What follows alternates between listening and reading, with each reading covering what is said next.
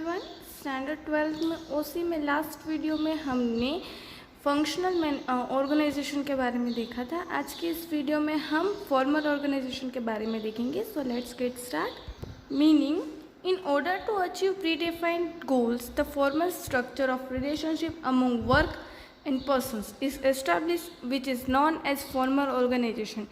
मतलब कि जो हम हमारे बिजनेस के जो गोल्स एंड टारगेट्स होते हैं उसे हम अचीव करने के लिए जो एक फॉर्मल स्ट्रक्चर बनाते हैं कि कौन से लोगों को, कौन से वर्कर को कितना काम करना है, कौन से पर्सन को कितना काम करना है, कैसे करना है, तो जो हम स्ट्रक्चर बनाते हैं that is called a formal organisation. Linear organisation, functional organisation are the type of formal organisation. यहाँ पे आपको दिखाई दे रहा होगा कि linear organisation and functional organisation भी क्या है, हमारे लिए फॉर्मल ऑर्गेनाइजेशन के एक टाइप्स ही है। In this type of organisation the necessary power is given to enable the person to perform certain kind of responsibilities in which matters related to delegation of authority between superior officer are clarified। अब यहाँ पे हम क्या करते हैं कि एक person को हम रिस्पॉन्सिबिलिटी देते थे, एक पावर देते थे कि जो भी काम वो कर रहे हैं वो अच्छे से कर रहे हैं कि नहीं कर रहे, वर्कर्स काम कर रहे हैं कि नहीं कर रहे, और उनके अकॉर्डिंग उन्हें अथॉरिटी भी है, पावर भी है, सुपीरियर ऑफिसर्स को उसके रिलेटेड सारी अथॉरिटीज़ भी यहाँ पे दी जाती है। अब हमें यहाँ पे उसके कैरेक्टरिस्टिक्स दिए गए। First is formal structure. The administrator form this formal structure very consciously to achieve the desired goal। अब यहाँ पे क्या किया जाता है कि जो एडमिनिस्ट्रेटर जो है वो क्या करते हैं, बहुत ही ज़्यादा ध्यान से वो स्ट्रक्चर बनाते हैं क्योंकि उन्हें उस स्ट्रक्चर के ऊपर से उन्हें उनके टारगेट्स, उनके जो गोल्स हैं उन्हें वो अचीव करने होते हैं। फिर है यहाँ पे lacking flexibility।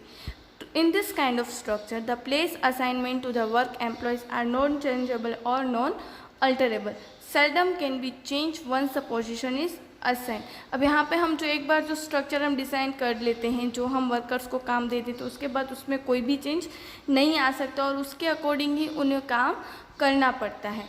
फिर यहाँ पे थर्ड पॉइंट है delegation of power from upper to lower level.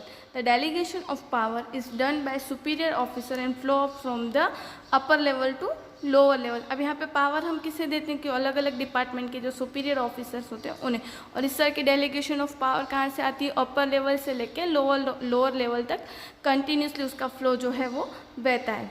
फिर उसके बाद यहाँ पे है large size. The organisation structure comprise of large size. यहाँ पे ऑर्गेनाइजेशन स्ट्रक्चर क्या है, ये बहुत ही ज़्यादा बड़ा होता है क्योंकि हमें वर्कर्स भी हमारे फर्म में ज़्यादा होते हैं, हमारे टारगेट्स जो हैं वो हाई होते हैं, इसलिए हमें उसके रिलेटेड ही सारा ऑर्गेनाइजेशन स्ट्रक्चर जो है वो प्रिपेयर करना पड़ता है। फिर यहाँ पे फिफ्थ पॉइंट है particular relation. Due to methodically plan formal structure the relation among the employees are particularly form.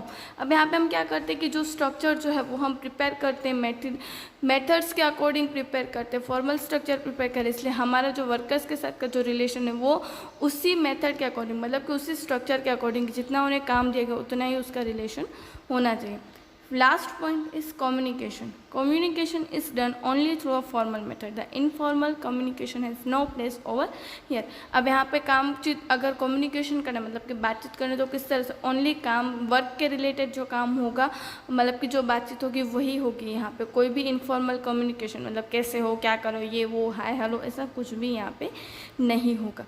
सो यहाँ पे हमने फॉर्मल स्ट्रक्चर देखा। अब उसके ऑपोजिट जो हमारा इनफॉर्मल स्ट्रक्चर जो है वो हम देख लेते हैं। So let's get start. Meaning, informal organisation is the formation of inter relation form to its own in order to provide contribution to some result achievement form without any formal planning.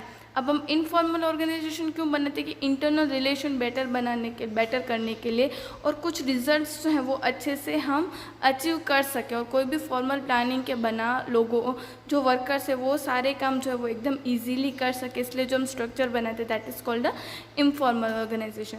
The relation are develop among the peoples working inevitably together. अब यहाँ पे हम क्या करते हैं कि जो workers काम करें साथ में उनके बीच में रिलेशन मेंटेन किया जाता है, मतलब कि उनके बीच में बातचीत जैसा रिलेशन मेंटेन किया जाता है।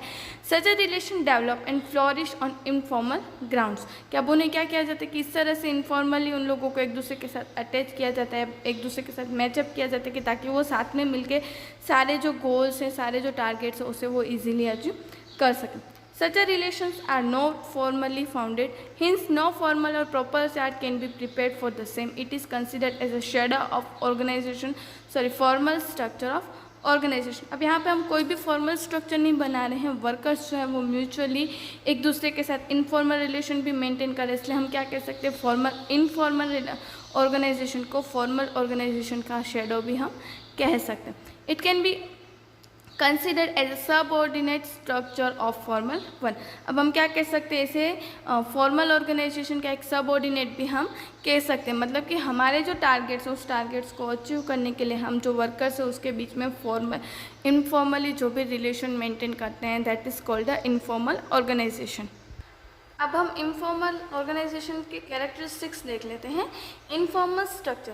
This type of structure is informal. It develops from interrelationship. This kind of structure is naturally formed when the employee working together work for a commonly defined goal. अब यहाँ पे हम कोई भी फॉर्मल स्ट्रक्चर नहीं बनाते हैं. ये एक क्या होता है कि इंटर रिलेशनशिप मेंटेन करता है कि हम ऑब्वियसली अगर साथ में काम करते तो एक दूसरे के साथ बातचीत करना, को रिलेशन मेंटेन करना, वो हमारे लिए क्या होता है, एक नेचुरली हमारे मन में अंदर आ जाता है. फिर यहाँ पे सेकेंड पॉइंट है based on human relation. This kind of structure is based on human relation. One similar kind of feeling, interest, values, hobbies, habits and believes plays an important role and informal structure is form. Due to this structure come into existence. अब इसके कारण क्या होता है कि यहाँ पे कोई भी हम फॉर्मल स्ट्रक्चर या एजुकेशन के ऊपर से हम यहाँ पे स्ट्रक्चर नहीं बनाते.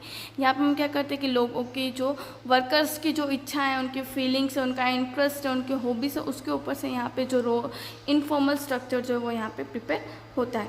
फिर ever changing. The informal structure is ever changing. When the employee leaves one group to join another work group, the new informal structure is created or changed as per the change in the working environment. यहाँ पे formal organisation की तरह नहीं होता कि एक बार जो हम स्ट्रक्चर बना ले उसमें चेंज नहीं आता, पर यहाँ पे वर्कर्स का अगर डिपार्टमेंट चेंज हो जाता है तो उस चेंज के अकॉर्डिंग भी वो अलग अनदर ग्रुप में भी वो इजीली ज्वाइन एंड मैचअप हो सकता है. Fourth point is universal. This structure is universal. It is not only found in business. It is found everywhere where here presence of informal organization in all kind of human activity. अब यहाँ पे ऐसा नहीं है कि ये informal organization खाली business में ही दिखाई देता है, but it's a universal. सब जगह पे इस तरह से कहीं ना कहीं informal organization जो है वो होता ही है. फिर है यहाँ पे fifth point, informal communication. When the communication is done informally and is done through the oral communication process, it is done a informal communication. Hence there are the chances to have more opinion and less fact in it. This kind of communication is very fast. कि जैसे हम यहाँ पे कोई भी formal communication नहीं करते, but informal communication कि कैसे हो, क्या करो, ये वो, ये सारी चीज़ें, और as well as views, opinions, ये सारी चीज़ें भी जो है वो यहाँ पे आती हैं. फिर यहाँ पे small size. Most probably the size of this kind of organisation structure is very small because it dependent on individual relationship. It is also formed as a result of interchange of ideas. There can be more number of such groups, but they are normally small in size. अब यहाँ पे क्या होता है कि इस तरह का जो भी स्ट्रक्चर जो होता है ऑर्गेनाइजेशन होता है वो बहुत ही ज़्यादा छोटा होता है, क्योंकि according to the number of groups जो है वो यहाँ पे लोगों कितना मतलब कि इनफॉर्मल रिलेशन में कितने वो लोगों का ग्रुप है, कितने वर्कर्स का ग्रुप है, उसके ऊपर यहाँ पे ये बेस्ड होता है. फिर seventh point is lack of control. In this kind of communication circle, no control can be maintained as person develop his or her circle with co-worker as per the needs. यहाँ पे हम कोई भी control नहीं रख सकते, क्योंकि workers जो है वो उसके रिलेटेड उसे जितनी ज़रूरत है तो उसके अकॉर्डिंग ही वो जो है वो सर्कल मेंटेन करता है. Complement to formal structure. This communication is developing from the formal structure only. Hence it can be said to be complementing the formal structure.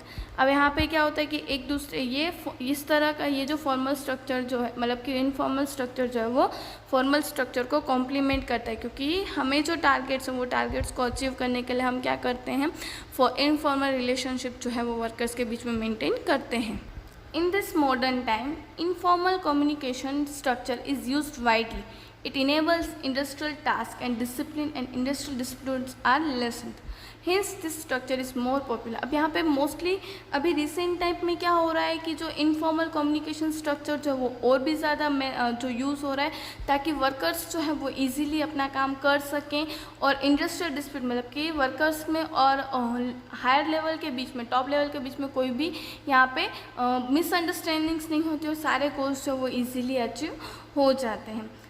आज के इस वीडियो में हमने फॉर्मल और इनफॉर्मल ऑर्गेनाइजेशन देखा। In the next video we will learn about matrix organisation. Thank you.